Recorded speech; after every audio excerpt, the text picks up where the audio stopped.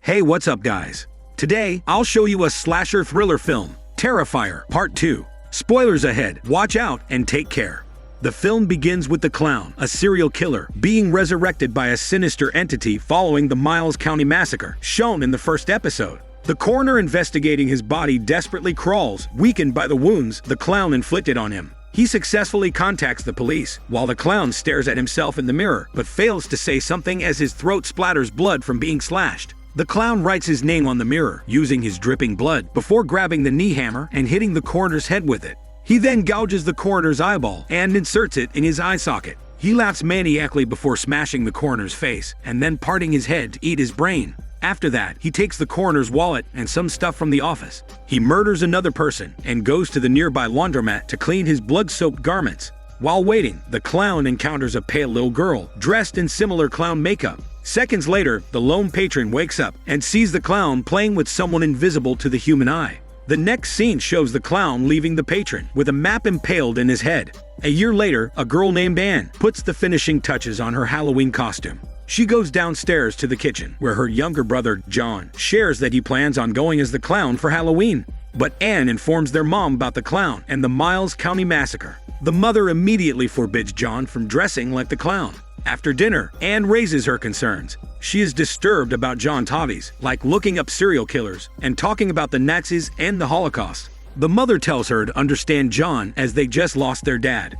As they converse, John is in his room, searching about the Miles County massacre with his book. Later on, John stops by Anne's room, where he compliments her artwork and talent as she recreates the costume designed by their late dad. Anne has a blade partnered with her outfit, which she will not bring for safety. Before leaving, John asks Anne about the clown and the possibility of him being alive and lurking, which she doesn't believe. Later that night, Anne dreams of herself in a commercial set of a restaurant featuring the clown. A singer is singing about the disgusting clown cafe, and there's also a cereal commercial with the clown's face on the box. A special prize is included in every box, including glass, insects, and blades. The singer then presents the clown in the flesh, who's warmly welcomed by the guests. The clown brings his black trash bag and gives everyone a candy, except for Anne, who receives a beating heart in a box with maggots and black goo. He then whips out a Tommy gun and shoots others to death, while Anne got shot in the leg and attempts to flee.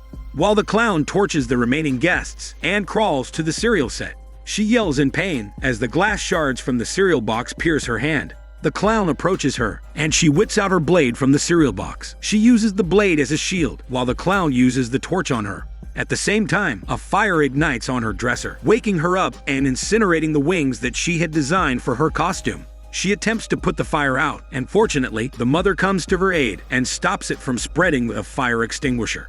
Following that, the mother castigates Anne for leaving burning candles on her dresser, which she claims were not lit before she fell asleep. Despite her mother's instructions, Anne still goes into her room, where she discovers that the blade sword remains unscathed among the ashes. As Halloween begins the following day, Anne cannot get what happened last night. She even imagines the cereal commercial when she sees John eating them. Meanwhile, the pale girl watches the televised interview of a previous survivor with the TV hostess. As she watches, the clown is busy remaking his torture devices to be more hurtful. The clown hears the previous survivor's familiar voice, and upon hearing her firm voice saying he's dead, the clown destroys the television. On the other hand, John finds his friends playing with a dead opossum. He tells them to stop playing with it, but his friends also involve a girl who runs away in disgust after seeing maggots. Fortunately, one teacher sees this and instructs them to return to class. While in class, John excuses himself to the bathroom. He is drinking from the water fountain when he notices someone passing by. He follows it, leading to an empty hallway where he finds the clown and the pale girl playing with the dead opossum. He freezes in his spot and accidentally drops his notebook from shock, causing the two to turn to him. The clown then tosses the dead animal to him, prompting John to run from them, and accidentally runs into a teacher.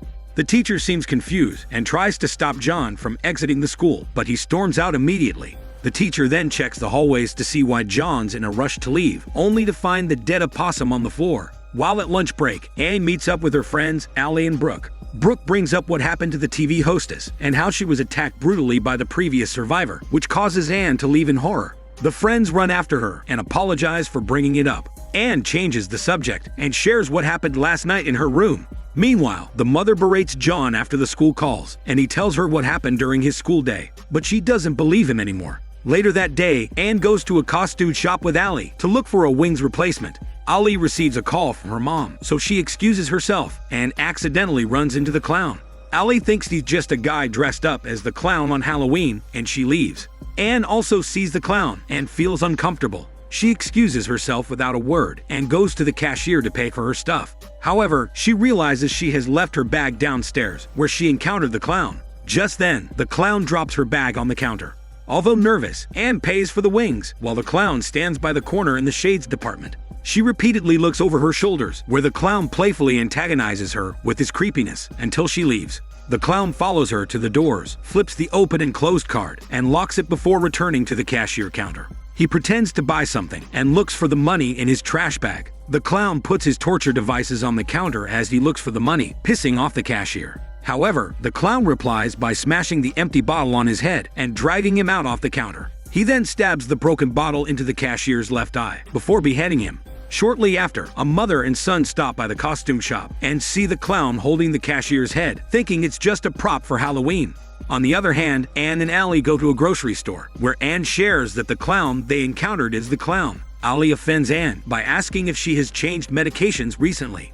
As Anne returns home later, John tells his sister that the clown is back in Miles County. He shows his book, revealed to be their late dad's sketchbook, containing a newspaper about a 10-year-old girl mutilated in a local carnival. It turns out that girl is the same pale girl that the clown made friends with at the laundromat. John also shows sketches relating to the Miles massacre and how he brutally mutilated each person a year ago.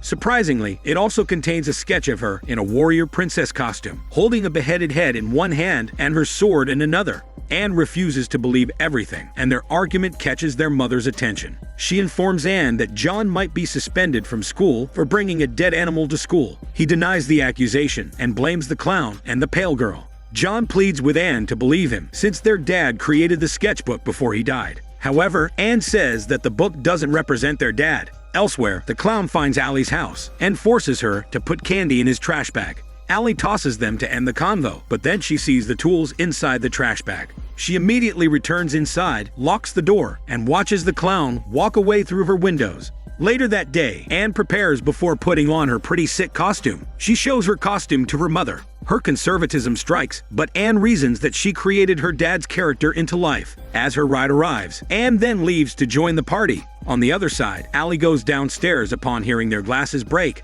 She checks the kitchen and finds one of the sliding doors broken into pieces, with the clown walking around like it's his house. She promptly runs to her room to escape through the window, but fails. The clown grabs her by the hair and slashes her face with a knife.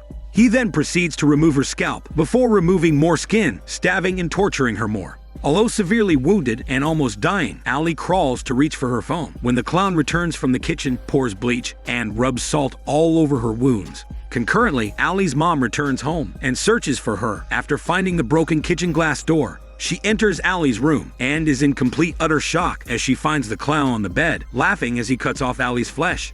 All places are covered with blood splatter, and her room is a complete mess. Allie calls her mom with her remaining strength, prompting her to run while screaming. On the other side, Anne and Brooke arrive at the party. They order drinks before Anne raises her concern about Allie being late. Brooke tells her not to worry and introduces her boyfriend in a costume. They then proceed to the dance floor. On the other hand, the clown opens the door to the kids trick-or-treating, with Allie's mom's head as a prop to serve candy. The kids are in awe of the clown's costume and props, unaware that he's not pretending to be a serial killer and that it's a real human's head in his hands. Meanwhile, John and his mother get into another heated argument as she refuses to believe her son.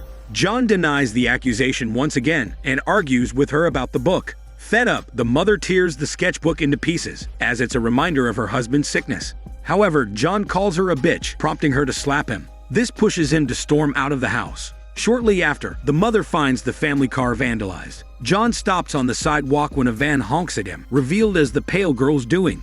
Upon seeing the sinister eyes of the pale girl, John runs away in fear. Meanwhile, Anne calls her mother after seeing the missed phone calls. Fuming, the mother tells Anne that she's taking John to a psychiatrist because he completely vandalized the car. Anne calms her mother down. After the call, the mother cleans up the car mess, removing the shaving cream and toilet paper on the windows.